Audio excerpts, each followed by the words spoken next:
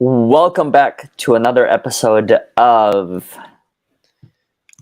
Just a Squirrel looking for a nut, trying to get out of this rut. Not bad.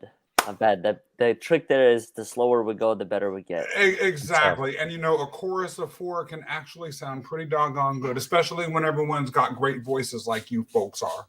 Or like you folks do. Oh, I need my coffee tonight. So let's start off the evening by, first of all, me just saying hi to my co-hosts and fellow squirrels, Oleg, Casey Berman, and Trip Bodenheimer, also called on this show Bodie. It is good to see you. Now let's start with a good old-fashioned story here. Long time ago in a land far, far away, there was a monster named Medusa. And a hero named Perseus came and sliced her head off. Medusa had snakes for hair, and she turned anyone who would look at her into stone. And once Medusa's head was gone, Perseus just left. He put that head in a bag and flew away. But out of the neck of Medusa came the winged horse Pegasus. And Pegasus was untamable. Pegasus flew all over Greece and people were blown away. Melody, who just joined the show, would look up in the sky and see Pegasus flying around and just gawk and gasp. And everyone thought it was so beautiful, but it was wild at heart until a man named Bellerophon came and tamed it. Pegasus wouldn't let anyone but Bellerophon be on top of it. And Bellerophon used the ability to fly around on Pegasus's back to be able to kill monsters and destroy all sorts of things that were torturing the Greek people. The most famous monster was this beast called the Chimera that had the head of a lion and a goat's body and the tail of a snake. No one could kill that doggone thing until Bellerophon got some spears and started flying above it on Pegasus and just knocking that thing down. And finally, the people of Greece were free of this beast. Well, normally that would be the happy ending of a story. However, Bellerophon didn't know when to quit. Sometimes you just need to be glad that you've achieved your goal, shut up, and go home. But no, he decided that he was going to use Pegasus to fly up to Mount Olympus and join the gods. And he attempted to do that.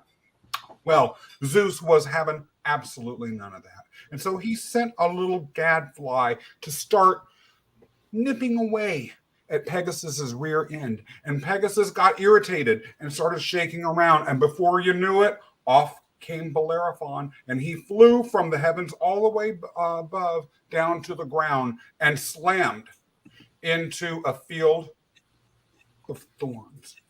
He was blinded, and he lived the rest of his life as a beggar. That was the end of the story. But sometimes, do you think there's a lesson that we could learn from Bellerophon about stopping while we're ahead, or maybe knowing when to end the story? I'm just fascinated with the names. Can you repeat the names again? Absolutely. Pegasus was the winged horse. And Pegasus was white, a white-winged horse. Okay. Bellerophon. Actually, Pegasus, I went to Columbia Law School. And outside of the law school, there is at the entrance, there's a massive statue of Bellerophon being thrown off of Pegasus. I think I remember. We walked by it, didn't we? When we walked by that, yes. Mm-hmm. Yeah. A lot of lawyers need to remember that little story. Scott, I think my internet went out. Can you repeat the story one more time? And then Chimera was the name of the monster. Chimera, Pegasus. Okay. Casey, you have something to say about this. You know this story. You knew where I was going with it from the minute I opened my mouth. Why aren't you coming in here and just shutting me up? Well, so should he have quit while he was ahead? Right. Then that begs the question, well, what's he going to do? So he could have gotten bored if he quit while he was ahead. But there is a certain element you mentioned there around how he had this horse, powerful horse, a new tool, and he seemed to use it for good. Right. He was going to go out and destroy bad monsters. So is that really a bad thing? I mean, was if he had quit, I guess what I'm saying is no. It's not like he, it's not like he went to Vegas and put Pegasus down in bed and lost it all and had to start over, right? I mean, he went out there, he said, I've got a great tool, this fantastic horse who trusts me, and I'm going to go out there and try and help people. Well, when did it become more than helping the people of Greece? And how do we know that really was about helping other people? How do we know that that was actually not just about getting glory? And how do we know when we are behaving one way or another or crossing that line? I think Melody's point about ego driving things is well taken here. Bodie. Yeah, I like Melody's comment there about the ego taking over.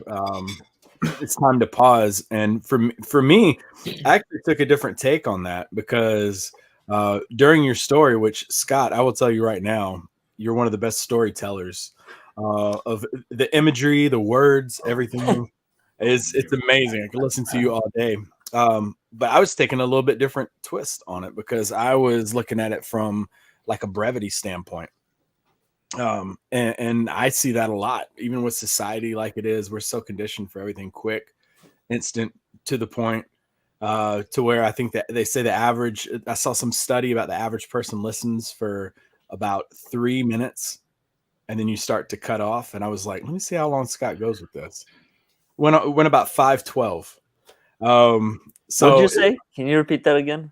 Yeah, it was about 5:12. I see. So the moral is that I need to learn to shut up. No, I'm saying it was. I need to learn to know when to quit. At 5:11 would have been a good mark. 5:09 would have been like right on the spot. But that, especially when I saw like this topic was coming up and stuff, like brevity and just like how we've become like conditioned all of a sudden to, people talk to us and it's we're either thinking of the next thing we got to say or we're ready to move on or we just quit listening. But yeah, definitely Scott. Amazing storyteller. That was a great story, by the way. I hope it was entertaining. But Casey, you're going to say something. What? No, I was picking up there on brevity idea. For me, I think you stop when you've made your point. Mm-hmm. That picking up on what Bodie was talking about, I just feel like it could be 5 minutes, could be 3 minutes, but you stop when you make your point. How do you know when you've made your point? I had a feeling you were going to ask that. That was going to be mine too. Right. So I think there's an intellectual element to it. And I think there's a vibrational element to it. So I think the intellectual is, you think about your argument, you think about the point you're trying to make, which is like Scott in your story would be something, ultimately the question you wanted to ask, right? Like, did he take this too far? And then full stop. And I think vibrationally, Scott, with the cadence in your story and how you speak, I mean, you've seen people tell a joke when you're all together hanging out, and you've seen, and the people that have that cadence and that vibration, they tell it and then they stop. Like you know it when you see it. So for me, I think intellectually there's that point to make that the words and the themes come together. And then vibrationally, just how you feel about it, there's that element where you say, I think I'm good right now. Doesn't mean you don't have another conversation, another story, but for that part, that's encapsulated. Mm-hmm. Vibration. Go ahead, Oleg. I think one thing that I've realized throughout all of this is, it boils down to the person who's making the point, right? To have that level of awareness. I'll give you an example. This past week, I had a handful of conversations where I felt that the person had made his point, but yet he just continued to keep going. And yes, it was different stories, and sure, I could have picked up different things, but at the same time, what I realized, and maybe this is, I don't know if it's a personal challenge or if it's just a challenge of a conversation, is that the person started to lose me. This person started to lose my attention. The person started to lose my interest, because I felt that the table had turned to a point where it became more about the individual or themselves rather than the collective energy that we're trying to create between the two of us. So I think, going to your question, Scott, as far as how do you know when you have made your point, I think that comes from self-awareness. I think that comes from understanding where you are in the conversation, what point you're trying to make, and B, when to conclude. Now, I'll also say in regard to all of it, I believe it's a tremendous skill to be able to have a conversation where you can actually successfully transition between points. So the point is not just me saying something and then you saying something that may be completely unrelated to the topic, but it's finding a way to include you within that dialogue through a question or some sort of remark that I've realized some people, and once again, I'm not judging anyone. I think if anything, it comes with time and experience. Some people don't possess, but maybe there's also beauty within that. And that beauty for me that I choose to see is the fact that when I'm in situations like that, like the ones I was in past week, where we met for half an hour or 45 minutes, and the person literally took up either 29 minutes or 44 minutes of that. But it made me realize something, and that is there is beauty in being able to see the complete opposite of how I operate.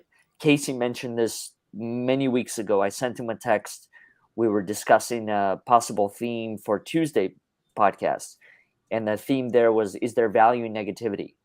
And I was curious to hear his perspective. And he said, yes, there is, because without it, you can't fully appreciate positivity. So I think it's the same exact thing.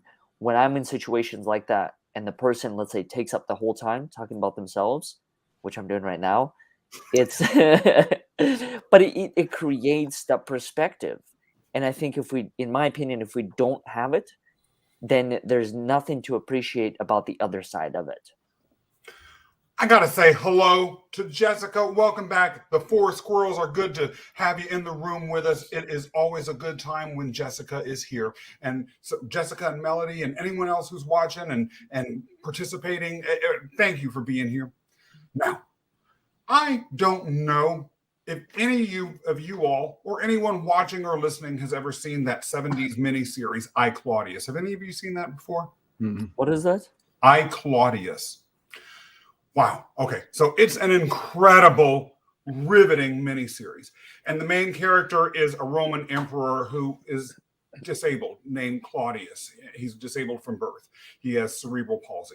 And his mother hated him from birth.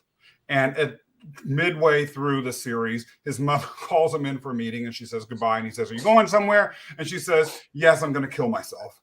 And then she says, I'm sure you won't be upset. After all, I've never loved you.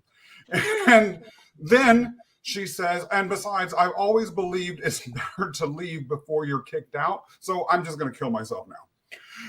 So she knew, or at least had a strong sense as to when it was time to end the conversation. She doesn't seem like the sort that would have taken up 45 minutes of your 46-minute networking call. Do you all think, though, that sometimes it can be easy to be too brief? And if so, is that damaging? Well, first of all, Scott, what an example to make a point. I mean, it really hit home. So I get the point you were trying to get across here, loud and clear. Yeah, I mean, it's a great question, and I do think that some people are too brief or don't get to the point, or they don't stay around after they start a topic, and then you don't stay around after. I mean, I think we know. I've seen it with parties, or I've seen it with politicians or celebrities. They come to an event and they're there for 8 minutes and then they're gone, right? Yeah. Like, I get it, they're busy, but really, come on now, that even ruin it. So they don't need to be there for 80 minutes, but 8 minutes, come on, be there for 23, be there for 28, right? So I do think that it's like anything in life. I think it's a balance of too little or too much. And the practitioners of conversation, or more so the practitioners of interpersonal relationships who really get it, are really able to find or create that balance. How many of y'all tell people to shut up?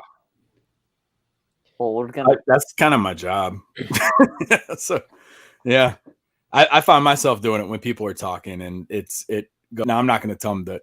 I've learned how to cut people off tactfully. I've seen it when you talk to Scott sometimes, you know? No, Yeah. I don't cut off Scott. I was thinking about brevity, No. Scott. But no, like I've learned how to tactfully cut people, and that's honestly one of the like most frequently asked questions we get in our course is like, how do I tell somebody to shut up without saying it? And you know, it goes a lot with nonverbals and just something as simple as standing up when you're sitting down talking to someone usually gets them to stop. But I think in terms of the being too brief, too concise, almost in a sense, I think that it can show people that you may not care. Just like Casey was saying, you get someone that shows up and it's kind of quick and just to the point, or you've been in a conversation probably with someone and you talk to them real quick and leave and you're like, I didn't feel it there. Because I think storytelling allows that sense of connection. And I do think there's an art of getting just the right amount of it to where you're not just absolutely boring them to death, but then at the same time, it's not just brief, quick, to the point. Give them that sense of connection, I believe. What do you think about? Oh, I'm sorry, Oleg, please go ahead. I was going to say, what do you think contributes to all of that then? So for me, the initial thought is the level of connection you have with the person that you're communicating with. But sometimes you don't have that connection. In Casey's point, right? A politician or whoever, I mean, are they really connected to the entire president, for example? When he makes a speech, does he really have the connection to every single citizen? Probably not. And I'm finding that in this case, when I choose to be brief compared to give them a memoir, something that maybe I should email to them, right, instead of reciting it all, depends on my connection with them. If I'm closely connected with the person, most times I'll just get straight to the point because they're involved in my life. They know exactly what the process is and they know what I'm trying to do. So I'm sparing them that story. Now, if it's someone who's not as involved, who doesn't know the full background story behind my ask, then I choose to explain. But I'm curious to hear from all of you in situations where there is no opportunity to explain the bigger story, like what really contributes to that? Or is it just due to the fact that those are the circumstances and that's what you have to deal with? What contributes to what? A good cadence? What contributes to knowing when to be brief compared to knowing when to expand upon a point? Is it the connection you have with the person, or is there something else? Well, I think you expand upon the point once you've made the point.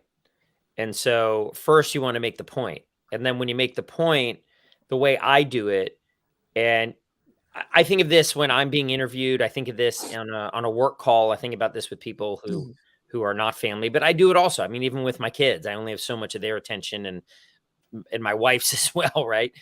So, my dog listens to me, but then she runs off. But I think you've got like, I don't know. Literally, you got some interesting things to say. Yeah, exactly. Right. Is that why I'm on this show? But you've got act one. There's a structure we have in telling a story. Right. And so the way I do it is if you take about 3 minutes to the point I think Bodhi made earlier, but if you're interviewed and you say, well, that's a great question.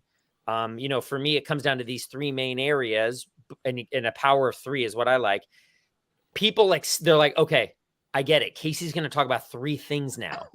And when you're at point 2 and you're only a minute in, it's like, all right, we're halfway there. Like they know it's not 43 things and they know, right?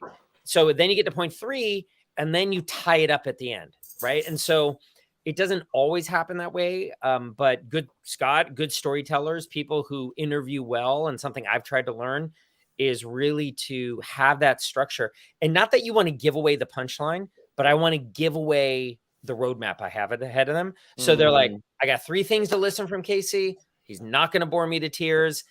If we're on point 2 for a long time, then I'm going to lose it. But I got it. I try to give them that roadmap so I can keep their interest, and they're actually waiting to hear what the punchline is when I pull it all together at the end. That's fascinating. I can't say I practice the same way. I mean, I definitely, I think, lay out somewhat of a roadmap for the person that I'm going to have a conversation with. But I can't say I've used techniques that you just described. Like, and if you're thinking on my head, like you don't even, but Oleg, and if you're thinking like, I don't know if it's 3, then say, And there's a few main elements.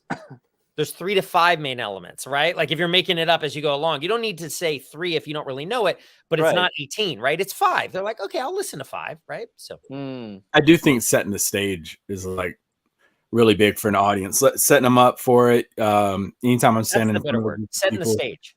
Yeah, I like to set the stage. Even like if you go to watch a Netflix series, you know, it has the beginning, the middle, and the end. They kind of set the stage at the beginning as to what you.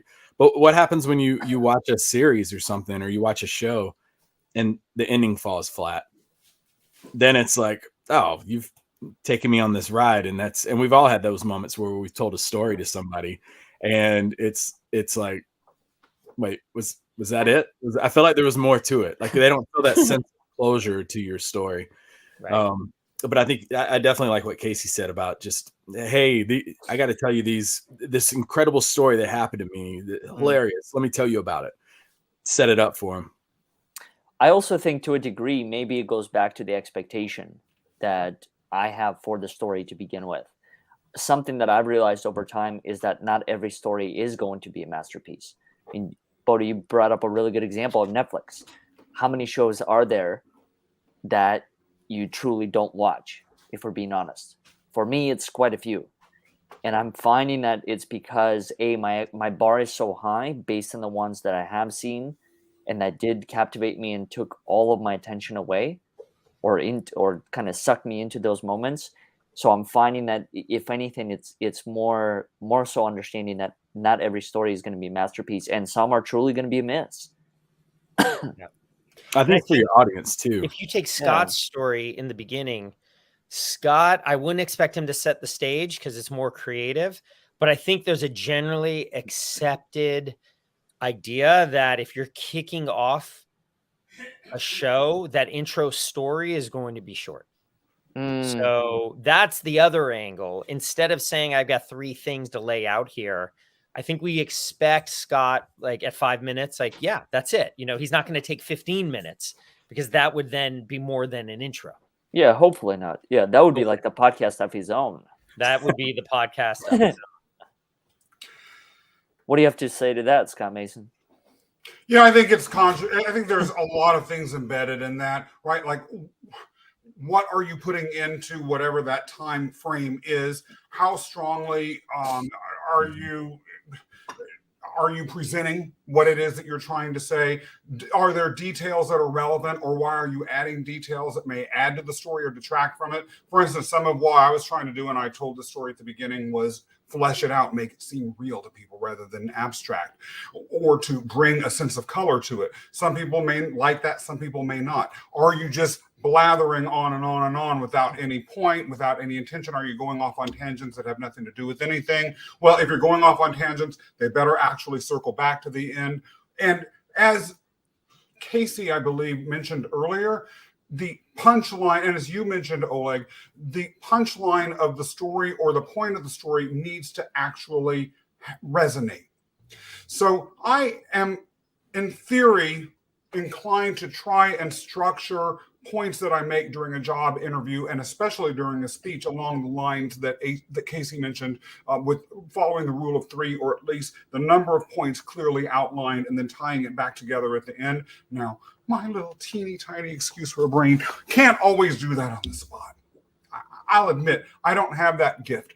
However, if we're telling a story, think about that story and its construction first. I do believe that, particularly when the story starts to go on for a long time, there is an obligation that the author or the speaker or the teller of the story has to make sure that that thing lands. Don't waste people's time. It's a matter of basic consideration and appreciation of the audience, as Jessica mentioned earlier. A very famous example, Oleg, of what you're talking about in a negative sense goes as to the TV series. Jessica, I'm sure you were a fan of it because you were a fan of the Twilight Zone, named Lost. I believe it was NBC that was on for 5 years with lots of episodes. Yeah, and they really went into a lot of detail. There were all sorts of rabbit holes that they had. They made compelling mysteries. They promised an answer to everything at the end. They touted this as having a cohesive story where the end had been conceived from the beginning, and it was notoriously anticlimactic when that doggone end came. It was like, boy, we waited 5 years for that. So what Bodhi said, if people are investing their time, if you're thinking about what you are putting into the story, I strongly believe it is an obligation of the speaker to have that story resonate. Yeah. Yeah. Let me check the time on that one. Well, that's like the worst feeling when someone is, for us as the person telling the story, when you're telling it and you end up stopping because you have to remember something. Like Scott says, you don't have it very well laid out, and you're trying to remember these minuscule little details, and you're like, wait, was it Oleg or was it Scott? But anyways, and you start to lose people with that kind of stuff too. But I think it's also really about knowing your audience, because I'm a sports fan. Casey and I can talk about sports all day long.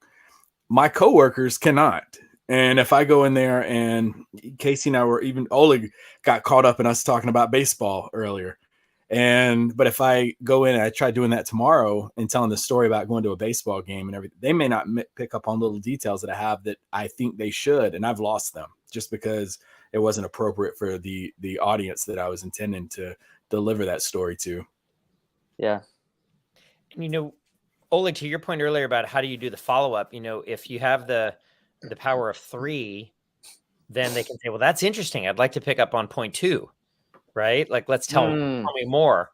Or in Scott's story, there are a lot of different areas that we could have followed up on. How did they get the name? What happened to the body? What was it like? There's all these different points, essentially. So it's giving those nuggets for the audience, whether beforehand or throughout the story. And then you can, on the fly, jump to any of those that, to Bodhi's point, the audience wants to hear. What is most engaging for them? So how do I'm curious, this could be a slight tangent, maybe not. So follow me with this.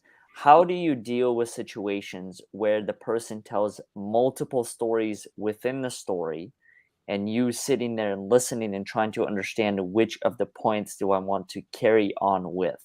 Because that's something that I personally have found to be challenging. I'll give you an example. Today it happened during one of the conversations I had. The person, I don't know, there were 6 different topics that we talked, or that he talked about, within a span of, let's say, 5 minutes. And I was so focused on one, and then my attention went on to the second, third, fourth, fifth. And by the time it was my turn to speak, I kid you not, I didn't even know what to say. I was at a loss of words. And so I was curious, just from all of your perspectives, considering that you host podcasts, you get interviewed on other podcasts, so you talk to a lot of people who I'm sure you encounter individuals like that. What do you do? What do you do in situations like that, where there are multiple stories within that? Like, do you go on with your own thought? Scott Mason, you're a perfect example, and not to completely pick on you, but you do it sometimes. I notice it, where if you're not following to the multiple stories, you create your own thought that is completely different from what was being said. And I'm curious, is that how you cope with a situation like that? First of all, I want Jessica to know that just because there you go. I hate Lost, it doesn't mean I don't love you. Don't feel attacked, my dear. Getting to that question, there's a couple of things I want to say about it. First of all, it is a recognized Q&A, PR, and rhetorical speaking technique. If you don't have something to say, if you're lost, confused, or whatever, when someone is going on and on and on, just to redirect. If you ever do PR or public-facing training, you'd be amazed by. And if you watch TV, actually, it happens all the time.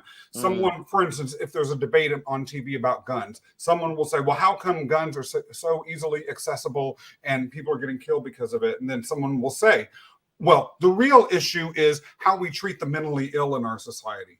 Mentally ill people have nothing to do with the accessibility of guns and how we treat mentally ill people. That's a whole other topic. There might be some tangential relationship, but let's be real. That's a classic deflection technique to avoid Right. answering something or addressing something you don't want to. So I have no problem doing that, and it usually is very much intentional. Frankly, most people aren't paying enough attention to what's being said right in front of their face half the time to even notice that the subject has been completely changed. Let's keep it real, people.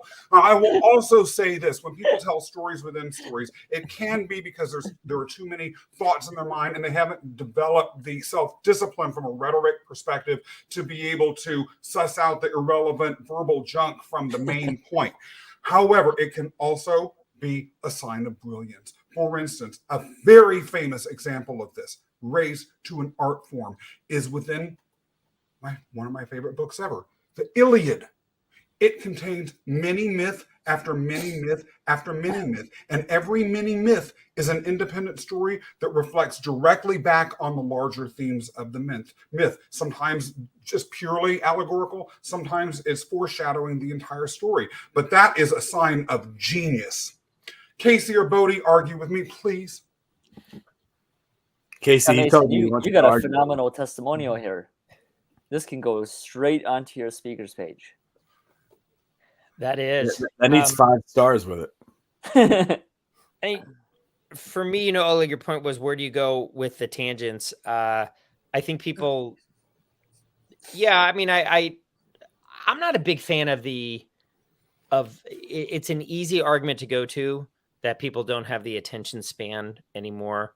But I don't know if I don't think people even in the 1920s or 1820s or early years had that long of attention span either. We won't necessarily know, but people still get bored. I think people still lag around. I think Chaucer, in the 1400s, 1500s, wrote about people who would go on and bore them with talking. So Shakespeare talked about it. So that boring speaker who goes on forever and people with shorter attention spans has always been there. I think for me, when you talk about where would I go if you've got specific points or tangents to go, one is the one that most interests me, or I think may most interest the audience. For me, though, where I would go if someone came up with a number of points is, which is the most foundational? Where do I need to start?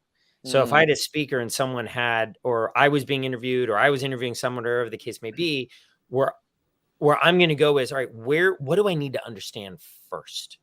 Mm-hmm. Right? So Scott told his story, and he said how Medusa's head was chopped off, and then told us that Medusa's head, we knew this, but Medusa's head with the snakes would cause people to turn to stone if they looked at it. Right. And so that's foundational. Like, you got to know why the head was chopped off. Mm-hmm. So if someone went on a tangent and that came later, I would say, hold on, wait a minute. Tell me more about the power of the head here. So when someone goes on tangents, usually I'll jump in diplomatically or not. And as much as I'd want to go the one that interests me the most, I would want to go to the tangent that I felt was that I needed to understand first. How do you show your boredom with a speaker or a thought or a situation like that? I feel like you're very good at it. This is just my observation of who you are, Casey. Yeah. And I feel like you're very good at navigating a lot of those situations where all these things that we just described happens, and somehow you have a way of connecting the points, or you still are able to follow the thread. And the other thing that I'll briefly mention about you is when you do speak, at least based on my experience, you do keep it to a point. Mm-hmm. I mean, a handful of times, you go off tangent, as all of us do, right? I do, all of us do. I'm doing it right now. But yet you're still able to kind of bring it back together. So I'm curious, like, from your lens, how do you express boredom in some of those situations? I don't think also I will. like respecting them. I don't think I would express my boredom unless it's unintentional, my shoulders slump, or my eyes because I'm tired. I mean, unless it's something like that, which I know has So done. You're saying do you never get bored in conversations? I get bored repeatedly. I don't know if I express it.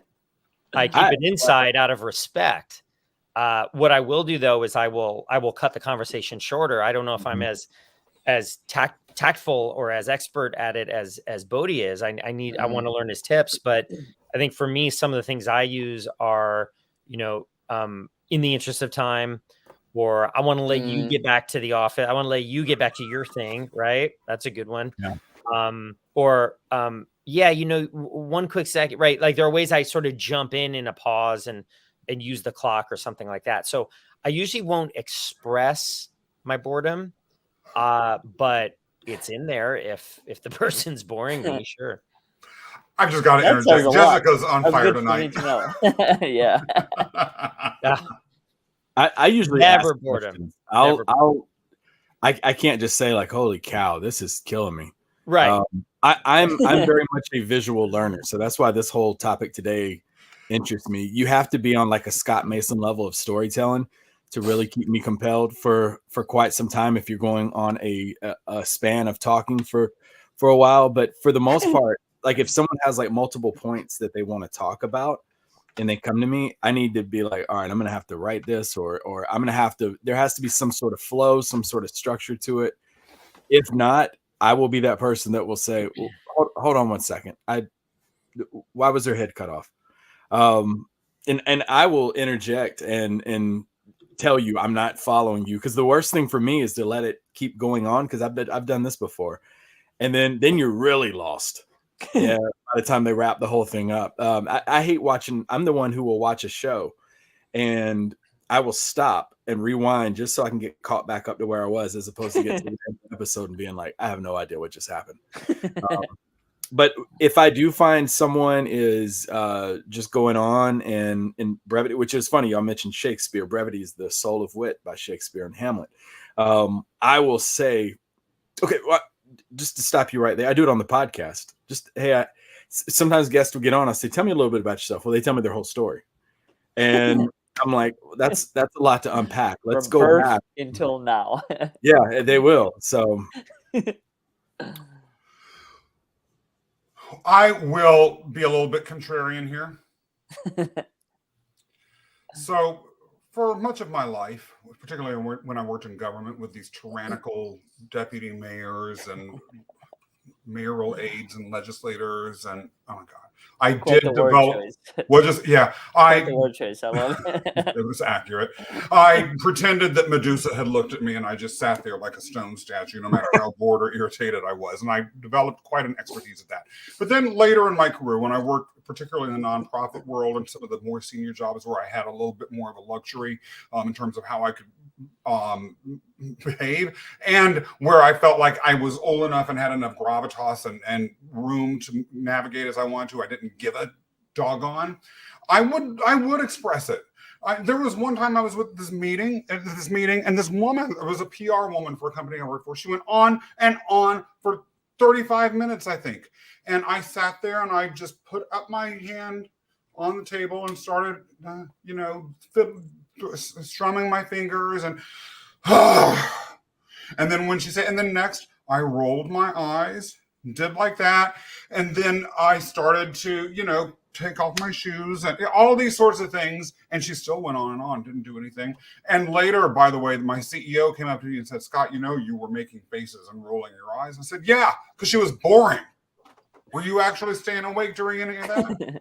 And he laughed. He was like, well, I have to say I didn't give a darn what she had to say. He didn't use that exact word, darn. But sometimes we've got to be subtle. If someone is so narcissistic that they're going on about nothing with drivel for God knows how long, you have to stop them. And it may be rude, but part of being self-confident, part of fully owning our space sometimes is saying, I can't hear anymore. Will you please allow someone else in the room to breathe? When it comes to a story like that, is drivel.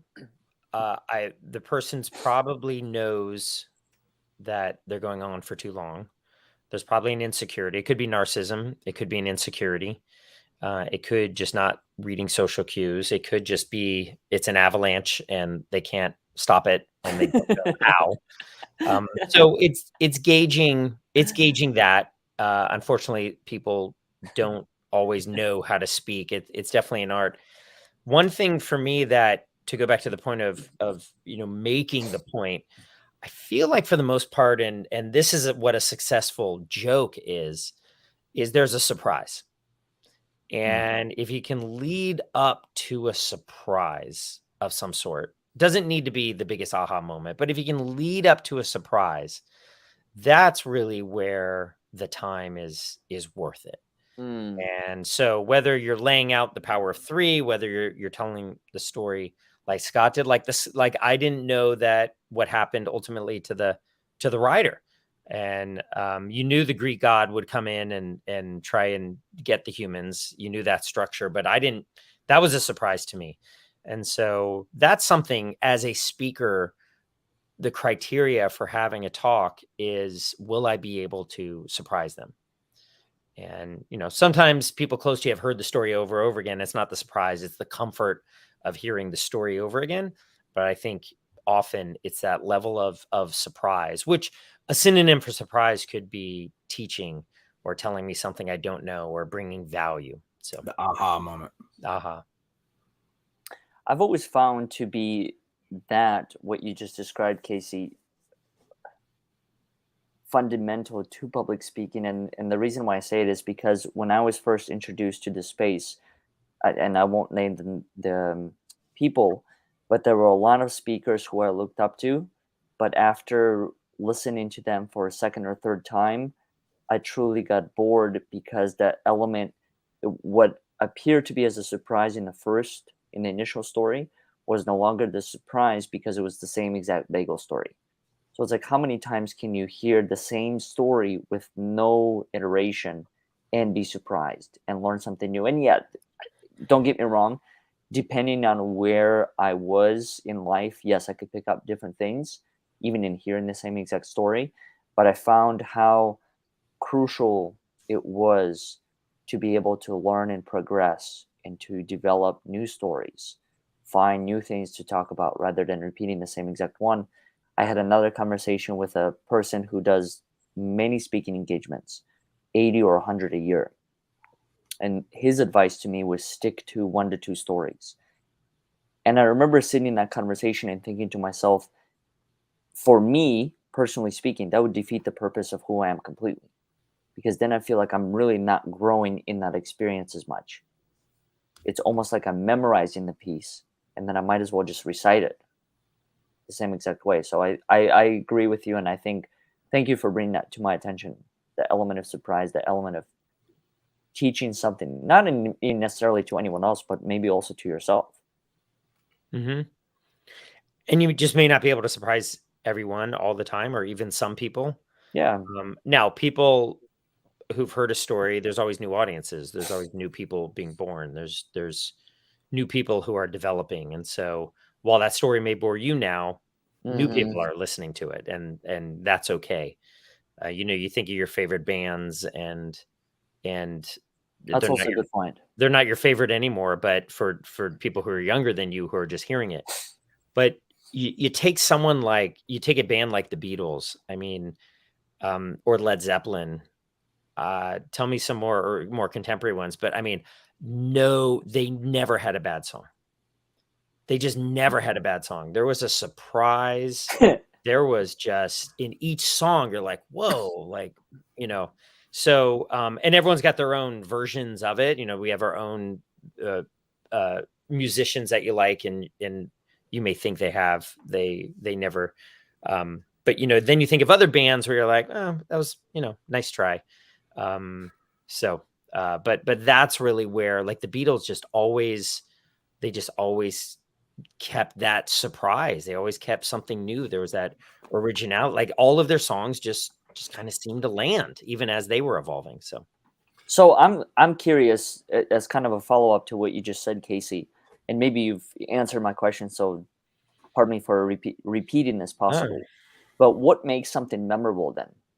Why do some of these stories stay in our memory significantly longer than any of the other stories? Well, it's timing. So everything is neutral. We give meaning to everything. So everything is relative. I mean, that's what Einstein was kind of telling us. So then you would say, well, wait a minute. We need some absolutes to live our life by. Sure. Right. We have all agreed that killing is wrong, that you got to file your taxes. I mean, there's absolutes we have, but they're all relative. We've just all agreed that Mm-hmm. that this piece of paper, legal tender, is actually worth X amount of this thing called $1, right? So for something to be memorable, it's that's not you as the creator. That's not your job. It's going to be memorable based on the phenomena, based on the receiver. So the idea that with a tree falling, I'll answer the question. When a tree falls in the forest, does it make a sound and no one's there? No, there needs to be an eardrum. That vibration needs to hit an eardrum to make a sound. So for something to be memorable, it needs a receiver to consider it memorable or resonate or inspirational or whatever. But let's face it, Casey, and Jessica's point in the comments right here is really a good one right there, right? Which is that the story has to have impact to stand on. And that's sort of what you're saying. But the question underneath the question is, what gives a story impact? Mm-hmm. What's the meaning that you choose to give it, isn't it? Well, maybe or maybe not.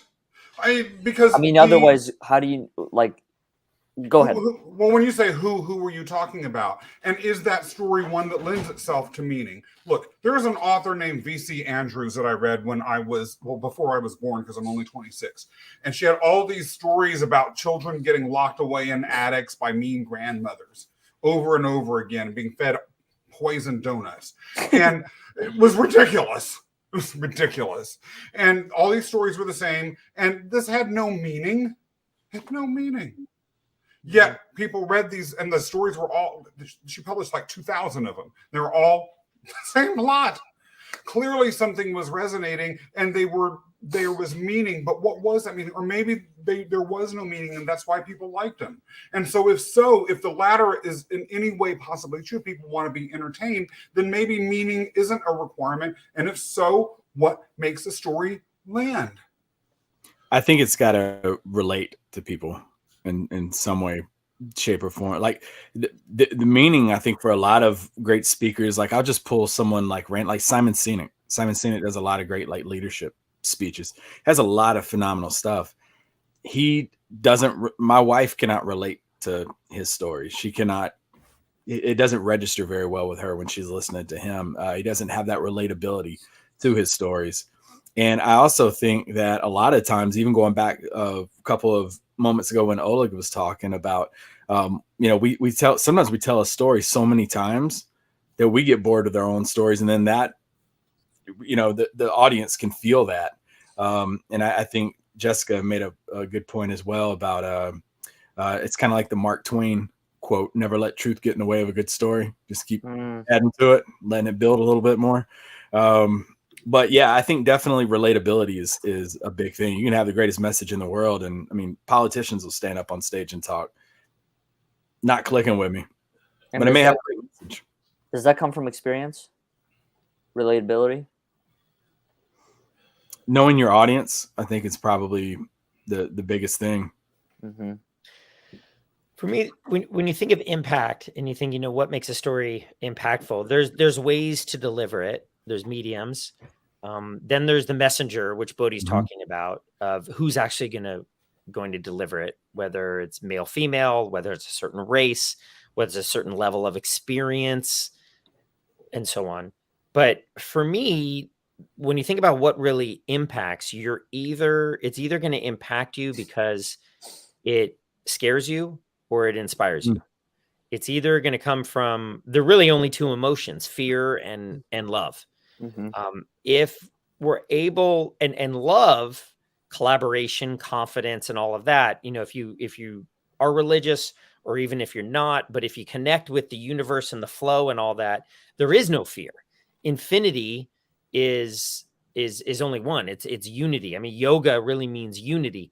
So, but in our dualistic world, in our relativistic world, we need to understand things by looking at the opposite. And so that's where fear comes in. So for me, it impacts when it either scares you, like Halloween in the background that Bodhi has there, or Cujo's the one that scared me growing up, or it inspires you. And this all, in my opinion, goes to the hero's journey, Joseph Campbell, the mythologist and the professor who wrote about the Ark.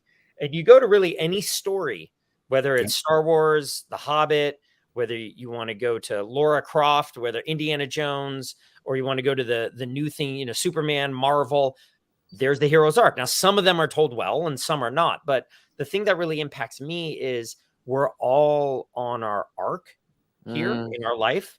And when we're told a story or we hear a story, then that enables us to relate it to ourselves. So I'll end by saying when Scott told his story, it really begs the question, all right, the character who was made blind, Perseus, did I have that right? Bellerophon. Yes, him. Now what? Because is he dead? Is he done? Did the hero die? Did fear and that take him, or does he dust himself off and move on? Right? Like, what is the arc? Not that you need to answer it now, but right. So I think what's really impactful is a story that tells the arc well and clearly and energetically, like Scott tells a story, but that is one that we can relate to. I also think one quick point, Scott, before you can continue on with your thought. In regard to what you just shared, Casey, for me, what makes it impactful is everything that you just described, but also creates enough space or opportunity for me to make a choice afterwards. So hearing the full story, but then giving me the opportunity to decide, okay, do I want to take it this direction or do I want to take it that direction? That's another thing that contributes towards impact. Go ahead, Scott. Casey said something in the middle of his commentary rant that went on for exactly how many minutes? Trip and I have been. It was good. 3 minutes and 8 seconds. Oh, okay. Well, I'm glad to hear done. that. Well, someone beat me yet again. He's been practicing. You're happy, Casey. But in the middle of that, you mentioned about the relationship between our lives and stories. And you referenced our lives as stories. Knowing when your story and how your story lands, knowing when it has meaning, and going back to the theme at the top of the hour, how do you know when to end your story? If our lives are stories, and it's of value to end a story once it's lost its meaning, are we actually advocating for suicide?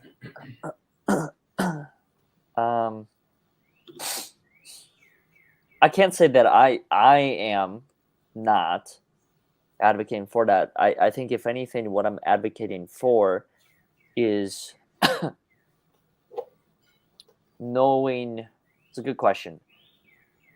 Knowing when to stop your thought, knowing when you have finished it. Now, I'm not saying that there are people in this world who don't have meaning when it comes to their stories. I think everyone has meaning. Going back to Casey's point, everything is relative. So it's all a matter of how am I looking at the particular individual or their story, or the same is true vice versa from their lens. So there can always be meaning created from it. I wouldn't say, I have no idea where I'm going with this thought. I'll be completely transparent about it, but I wouldn't say that's what I'm advocating for. By Why? any means. Why wouldn't you advocate for that? Why wouldn't I advocate for it? Because I don't believe in. I can only speak for myself and my set of circumstances, but it's a tricky question. How do I want to answer this? I don't believe in that being the ending to a story, for anyone's story's sake. So now I'm only living my set of circumstances, so I can only speak for my set of experiences.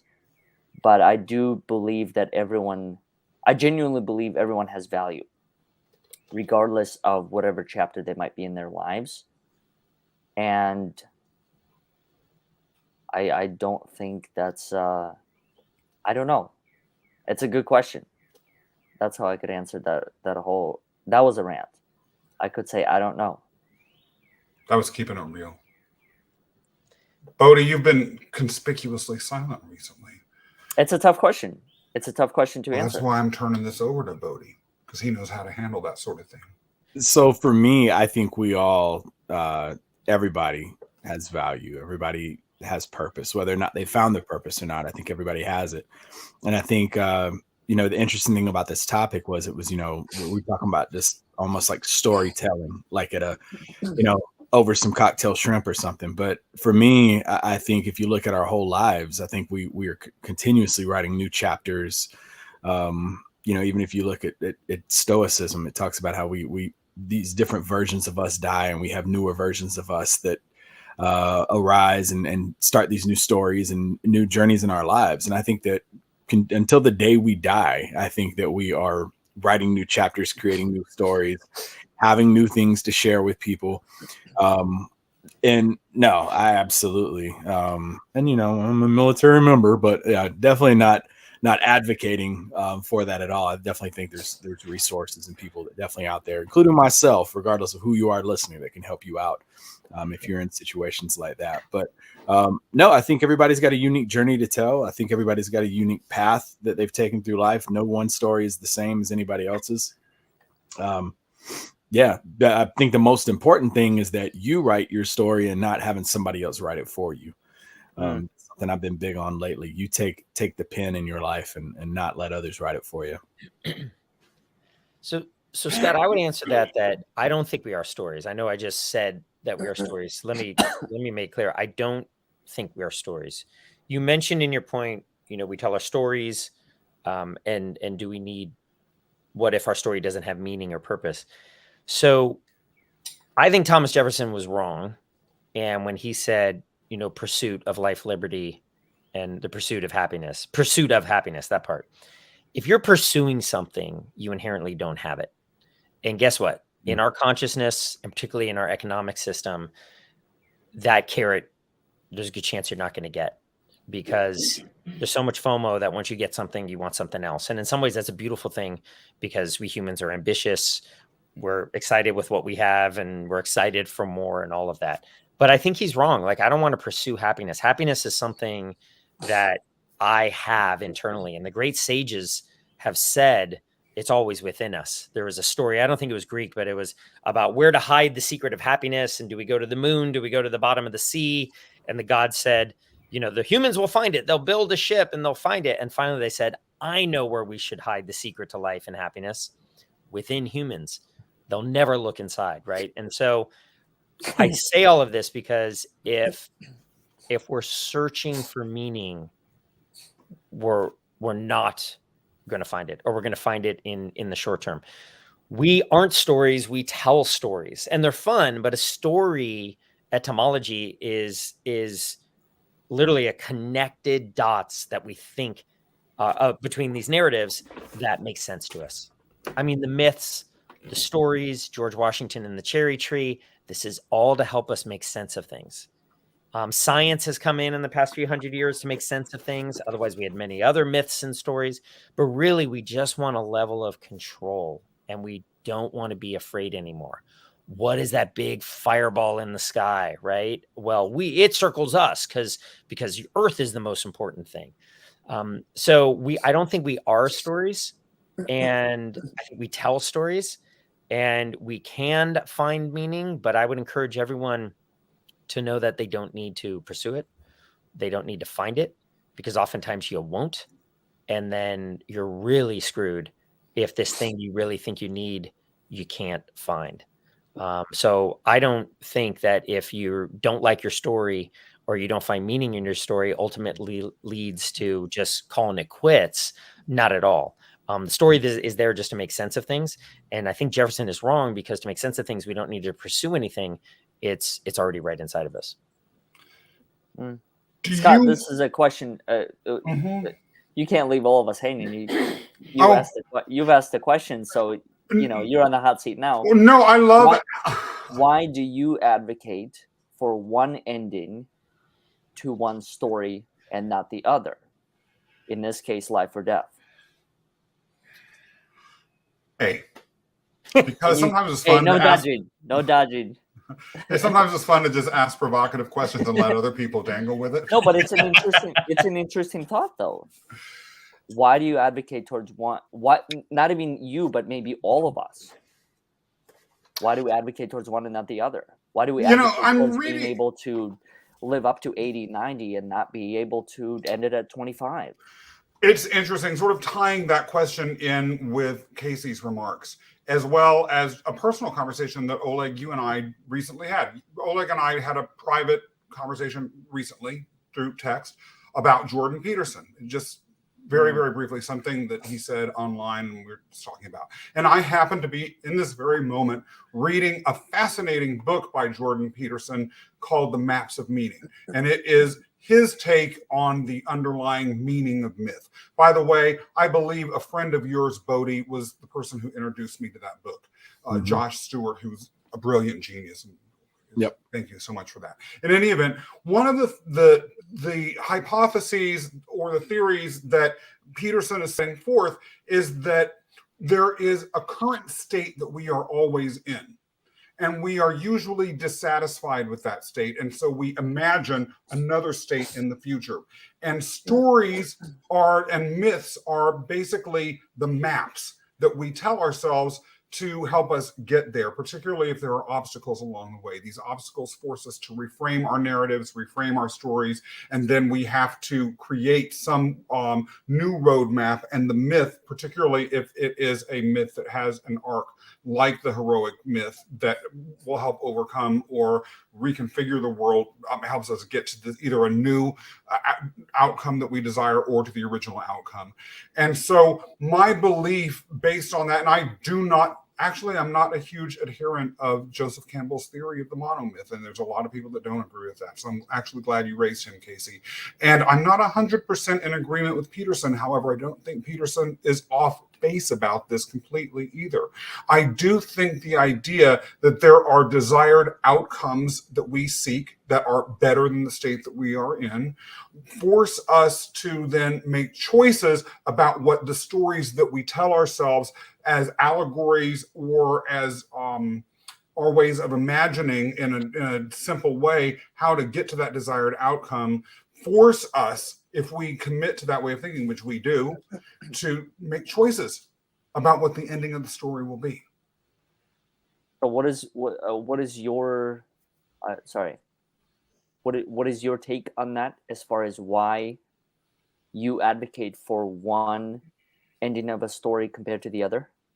Because the ending of the story to which I am advocating, at least if I were to adopt this Peterson way of thinking about myths and stories as maps to a meaningful direction to a desired outcome, that choice ultimately takes me to the desired outcome, or has the desired outcome that proves whatever point I want to make, or that supports whatever I ultimately want to end up in my life. Okay. So there. Well said. Well, I object. There's one thing that came up. Kim just wrote in about Alan Watts, who's one of my favorite writers and speakers, and has inspired me a lot. And I think the pursuit of something, really what it does is it distracts from the now, from presence. And we always talk about be here now and be in the moment, and it's so hard to do. But what's interesting, as he has said, is, and I'm happy Kim brought that up, is that even when you're thinking about the past or you're thinking about the future or the destination, Scott, the desired outcome you're talking about, you're doing it in the now. And this is the only time. The past is a construct. The future is a construct made up of words that have meaning for us, that have expectations, but really it's now. And what is now? Now is a vibration. Now is a happening. Now is you can't explain it. It's the now. And when you're able to really, the best way to do that, and it isn't necessarily meditation, but the best way to do that is to really quiet your mind, because your thoughts, when you're able to either observe your thoughts or not think your thoughts, what that enables you to do is to not think, because usually you're thinking about other things than the now. So I'm just happy she wrote in, because we've been conditioned in this society for many years to pursue something, no pain, no gain, early bird gets a worm. I mean, these go back even beyond the Puritan ethic. And I think it's really incorrect. A lot of what the Judeo-Christian, as well as sort of the developed, European American type of societies that we're on, that I love, I benefit. It's part of my culture. Don't get me wrong, but I just want to put them under the microscope and say, like, this isn't really correct. It's not natural. It's a really good point. First of all, before we go any further, I do want to welcome Kim back to the fold. Actually, Kim, I was just thinking about you randomly this morning. I hadn't heard from you, seen from you in a while, except some good-looking photos that you put up on Facebook. Thank you for coming back. And Melody and Jessica, you all have been really contributing a lot in the comments. We haven't been able to touch on anything. We've been trying to put them all up, though. Thank you for every single thing that you're saying. You are each blowing it out of the water. Bodie, what do you have to say about all this? About which part? The comments or the past hour and 7 minutes? I think actually Casey's part, he was just talking about it. I can't remember I'm gonna do like Tim Taylor and butcher it up trying to say it, but somebody was saying the past is good for learning. The future is good for anxiety, and focus on today, focus on what we're doing right now. And that's something I've been more focused on, is being intentional with my surroundings and things that are going on here today. We've all had those moments where we were like, oh my gosh, I can't imagine how tomorrow is going to be. And you psych yourself out, and then you get there and it's fine. And you were like, why did I worry so much about that? And I wasted all that time in the present. So I think that'd be like my one big takeaway for this is enjoy this part of this chapter that you're in right now, and embrace it, and not, like Casey said, get out of your head a little bit and get those thoughts settled down, and stop focusing so much on what's next. And I think all we kind of building upon what has already been said, yes, all we have is the now. One thing that I'm starting to realize more and more is because I'm not going to say I am younger, not significantly younger than any of you, but there's one thing that I've heard repeatedly over time is sometimes I would have conversations with people, and one of the things that they always ask me is, how old are you? And one of the reasons why I'm bringing up this conversation today is because I'm finding that it really doesn't matter at the end of the day. I mean, A, it's just a number, and B, it doesn't guarantee anything. It doesn't guarantee the fact that I'm going to live until 80, 90, or 100 or whatever. I might pass tomorrow. You see it happen all the time. You see people like Kobe Bryant pass at 41? Right? Even though he had, quote unquote, his whole life ahead of him, this new chapter of going into movies, writing books, whatever it is. So I'm just finding that it really is all about the now, that, in my opinion, this is truly a miracle. It was a miracle for me to enter this space, and it's a miracle for me to continue to be alive every single moment. And yeah, I catch myself from time to time, every single day, thinking about the future, thinking about the past. And maybe I'm wasting the precious moments from the now. Maybe I'm not. Maybe because I think there's also value in reflection. There's also value in being able to have a moving target, to even identify a moving target to live towards. So if anything, long story longer, I'm very grateful to be in this moment, to share this space with all of you, and to create this opportunity for us to express, for us to think, and for everyone else to join, Jessica, Kim, Melody, and everyone else that's a part of this, and to be able to just express their thoughts freely. Where can we find out more of your thoughts, Oleg? Nowhere. I'm off the grid. Well, not online, though. It's primarily through Overcoming Odds, and that's for anyone that's new to it. It's a podcast. It's an organization that has multiple pillars. One is a podcast where people like yourself, Casey, Bodie, and everyone else that's been a guest on it. The other one is events, and I'll briefly plug this in, and that's event 3-day experience that we're putting together in Austin, Texas, October 7th through 9th.